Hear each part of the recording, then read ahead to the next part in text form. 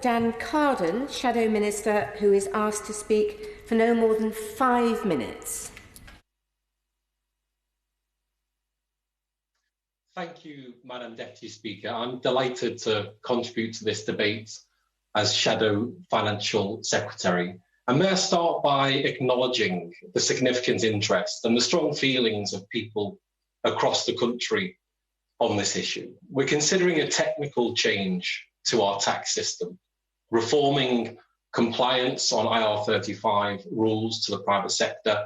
But for many people watching us, there is a genuine concern that this technical change, this attempt to strengthen the system against tax avoidance, may affect their incomes and their livelihoods. So I and the Labour Party approach this matter with the seriousness and consideration it merits. The ambition of IR35 rules and the associated difficulties have been a long-running saga over 3 decades, and it is a near impossible task to do this issue justice in the 5 minutes I have to contribute today. But provisions were introduced by the last Labour government in 2000 for HMRC to investigate and identify the relationship between businesses and contractors, and to ensure where individuals actually performed the role of employees, they were contracted as such to pay the correct tax and benefit from the correct employment protections, 2 issues that in fact remain at the heart of the difficulty around IR35 today. The nature of today's economy, the weakening of workers' rights, employment protections, 0 hours contracts, demands a radical overhaul. We need a progressive tax system. We need to rebalance the relationship between those at the top and those at the bottom. But in the meantime, what we have are piecemeal attempts to stop some, perhaps the more blatant, tax avoidance arrangements utilised by some companies. And the challenges for tax authorities and for us to understand and differentiate between fair and correct contractual relationships, the genuinely self-employed, providing a crucial service to business, and those who are all too often forced into bogus self-employment by unscrupulous employers.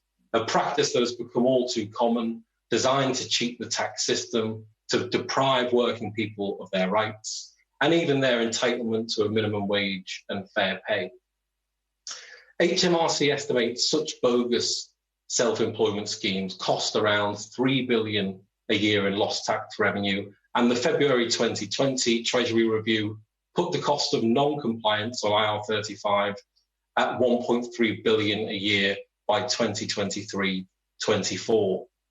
Having taken effect in the public sector in April 2017, these measures were initially meant to be rolled out to the private sector last month, but are being delayed by a year due to the current pandemic. And the Labour Party broadly supports the decision to delay. We have raised concerns about the implementation of this reform and have called for a proper and thorough review before the rollout to the private sector. And, as the Minister recognised, the additional time now available gives the Financial Secretary an opportunity to get to grips with these concerns. But we do need reform. The Labour Party is committed to modernising the law around employment status, including new statutory definitions of employment status. And the government's own Taylor review was right to conclude that the nature of the tax system acts as an incentive for practices such as bogus claiming of self-employed status, both by businesses or individuals. It called on government to make the taxation of labour more consistent across employment forms, while at the same time improving the rights and entitlements of self-employed people.